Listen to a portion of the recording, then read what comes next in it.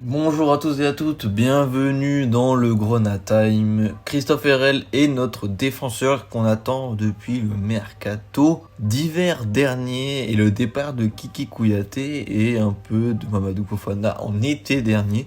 On n'avait pas de défenseur central pour la rotation, on devait seulement se débrouiller avec Ismaël Traoré alors que Fally Kandé n'était pas encore accoutumé de ce poste de défenseur central. On a donc signé enfin un défenseur central, Christophe Herrel, brestois, qui s'est engagé avec nous pour 2 ans.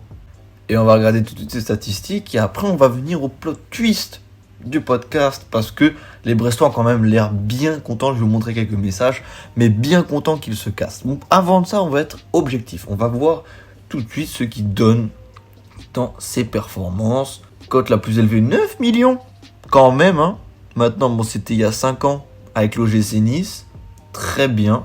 Donc, les clubs principaux dans lesquels il a évolué, c'est l'OGC Nice, le Stade Brestois et les Stacks 3. Il a été formé à Sochaux.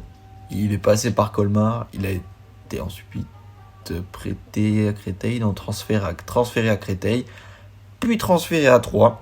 À Troyes, il a été révélé puisque sa cote est passée de 400 000 à 6 millions, ce qui est énorme pour un défenseur de Ligue 2.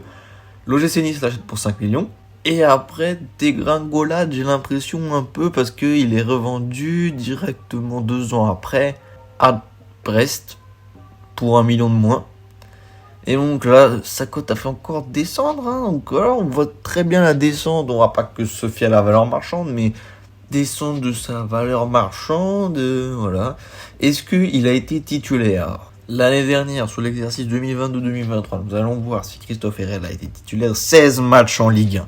Est-ce qu'il y a des blessures à recenser sur le banc, dans l'effectif, sur le banc.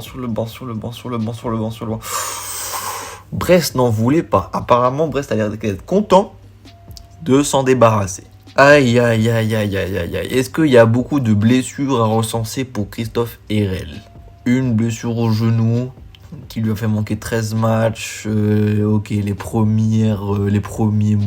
derniers mois de sa première saison à Brest. Ok, donc ça peut jouer un peu. Ok, mais là, si je vous montre quelques messages de Brestois quand il a été annoncé à Metz, vous voyez des... Enfin, merci Metz, c'était pas un cadeau, voilà, cadeau pour vous, on vous s'en débarrasse, bien, c'est cool. On lui souhaite la bienvenue. Évidemment, j'ai l'impression quand même que notre charnière centrale ne va pas trop bouger parce qu'elle est très efficace et que on n'a pas besoin qu'elle bouge. On a enfin un défenseur central au cas où il se blesse. C'est quand même 1m88, il a été performant par le passé. Suspension, un match pour trop de cartons jaunes. Ça a l'air plutôt correct, ça a l'air plutôt propre. Est-ce qu'on peut le relancer ? J'espère bien qu'il arrive à affûter cette saison. J'espère qu'il va se donner pour le club. Quand même bien. Moi j'aime bien. Les dégagements, je veux pas trop compter. Bon, les duels aériens, allez. C'est quand même pas dingue alors que ça doit être quand même son truc. Pareil pour les tacles, mais dans l'interception, c'est bien par rapport aux joueurs du championnat.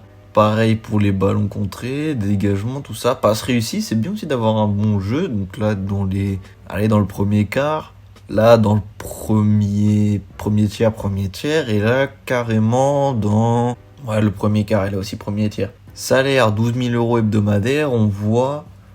Donc, j'espère qu'on a réussi à négocier un peu moins. Et là, on va regarder si on a la stat. La stat des interceptions. Bon, avec moitié moins de matchs joués, on est quand même dans le top 10 et au niveau des tacles réussis plus interception, des tacles réussis, c'est maigre, mais sinon ça va. Bon, mitigé mais ça va.